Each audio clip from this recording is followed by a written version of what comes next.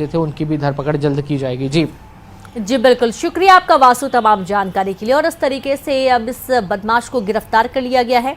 आगे बढ़ेंगे। छतरपुर में चल रही बाबा बागेश्वर की सनातन हिंदू एकता पदयात्रा का आज चौथा दिन है और आज पदयात्रा नौगांव से शुरू होकर देवरी बांध पहुंचेगी, जहां देवरी बांध पर ही आज की यात्रा का रात्रि विश्राम होगा। देवरी बांध मध्य प्रदेश और उत्तर प्रदेश की सीमा पर पड़ता है। कल से यहाँ उत्तर प्रदेश में प्रवेश करेगी और आज पंडित धीरेन्द्र शास्त्री 22 किलोमीटर की पदयात्रा करेंगे। उनकी पदयात्रा में लगातार भक्तों की संख्या बढ़ रही है और जगह जगह यात्रा का भव्य स्वागत किया जा रहा है। तो देखिए, ये पहली बार है जब पंडित धीरेन्द्र कृष्ण शास्त्री पदयात्रा करते हुए अपने बड़ी संख्या में भक्तों के साथ लगातार पदयात्रा कर रहे हैं। संवाददाता शैलेंद्र भदौरिया जुड़ गए। शैलेंद्र, पदयात्रा नौगांव से शुरू होकर देवरी पहुंचने वाली है। बिल्कुल, मैं आपको बता दूं कि ये पदयात्रा अब नौगांव से निकल चुकी है और नौगांव से अब ये देवरी बांध तक ही लगभग 22 किलोमीटर का आज अपना सफर तय करेगी। अब सीधी तस्वीरें देख सकते हैं कि पंडित धीरेन्द्र कृष्ण शास्त्री जो है वो नेशनल हाईवे पर अपने जो भक्त हैं उनके साथ इस यात्रा में शामिल हो रहे हैं और वो लगातार चल रहे हैं। चौथा दिन इस यात्रा का है और जिस तरीके से जैसे जैसे यात्रा आगे बढ़ रही है वैसे वैसे जन समर्थन जो है या ये कहें कि भक्तों का जो सैलाब है वो लगातार उमड़ता चला जा रहा है। और आप तस्वीरों में भी देख पा रहे होंगे कि बड़ी संख्या में जो लोग हैं वो इसमें शामिल हो रहे हैं। जगह जगह इस यात्रा का स्वागत किया जा रहा है। जहां भी गांव मिलते हैं या सड़क पर आसपास आप देखेंगे तो दोनों तरफ जो है वो बड़ी भीड़ नजर आती है और लोग वहां पर स्वागत करने के लिए महाराज जी का पहुंचते हैं और इसके साथ ही एक झलक पाने के लिए महाराज जी के यहाँ पहुंचते हैं। और जिस तरीके से ये पूरी यात्रा जो है वो जाति पाति को मिटाने के लिए की गई और इसके साथ ही सनातन हिंदुओं को एक करने के लिए यात्रा की जा रही है। तो ऐसे में बहुत महत्वपूर्ण ये यात्रा है और कई साधु संत हों या फिर राजनीतिक लोग हैं, सामाजिक लोग हैं, साहित्यिक लोग हैं,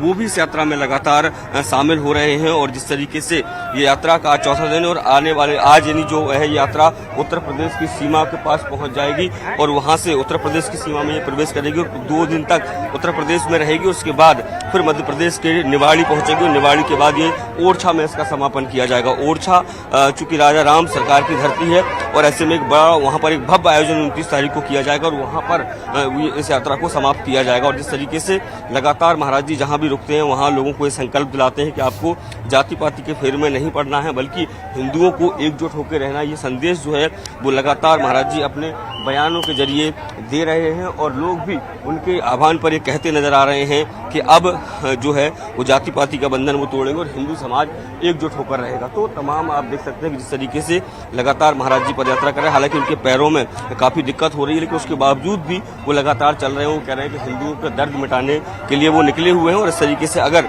उनके पैरों में अगर कोई दिक्कत भी हो रही है तो भी कोई दिक्कत नहीं है। लेकिन इस तरीके से वो लगातार अब जो यात्रा है वो लगातार जारी है और ये यात्रा धीरे धीरे करके अब अपने गंतव्य की तरफ बढ़ती चली जा रही है और 160 किलोमीटर की लंबी यात्रा है। जी बिल्कुल शैलेंद्र, और ये तस्वीरें दिखाने के लिए बहुत शुक्रिया आपका। और ये लगातार जो तस्वीरें आपको दिखाई जा रही हैं लाइव तस्वीरें हैं जब 22 किलोमीटर की पदयात्रा आज पूरी करने वाले हैं पंडित धीरेन्द्र कृष्ण शास्त्री और उनके साथ बड़ी संख्या में भक्तों का जमावड़ा भी लगा हुआ है। और आप देखेंगे पूरी सुरक्षा के साथ यहाँ पर पदयात्रा लगातार पंडित धीरेन्द्र कृष्ण शास्त्री कर रहे हैं और आज चौथा दिन है। नौगांव से पदयात्रा शुरू होगी, देवरी बांध पहुंचेगी और देवरी बांध में ही रात्रि विश्राम होगा।